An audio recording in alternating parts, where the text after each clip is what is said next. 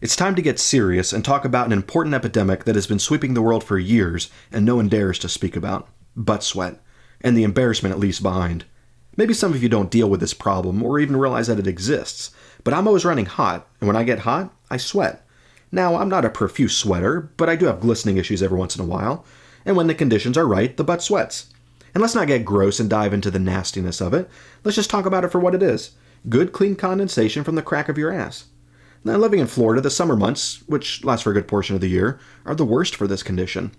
I don't know why I care, but I'm always worried that after sitting on a hard surface for a long time, I'll leave the mark of the beast in my spot. It's embarrassing. I always try to do a version of the twist in my chair before I get up, masking the move by pretending to look for something around me. Maybe it's over there. No, wait, it's over there. Crap, it must be behind me. I'm twisting so much in my chair that I'm afraid I'll start a friction fire under my ass. My hope is that this move will somehow wipe up the sweat that my butt has placed there. And then try to get up when nobody is looking. But no, people like to look down and see what you did there. Why are you looking? What do you think is going to be there? Money? Treasures? No, it's butt sweat.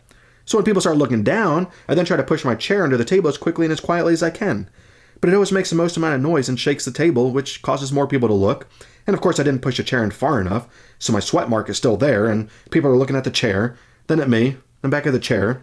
The look of disappointment is humiliating. And I don't know why this is embarrassing. It's natural. Or maybe it isn't.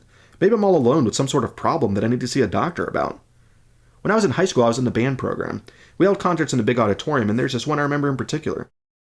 When you sit on stage under the lights for long enough, you get hot. And the chairs that we sat on were those hard plastic ones that seemed to be constantly thirsty for the butt sweat.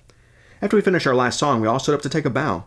Now the girl in front of us, she must have been sweating something fierce, because the amount of sweat that was left behind could have put out a small house fire. As all of us were standing, she looked down, she let out an audible gasp and said, "Oh no!"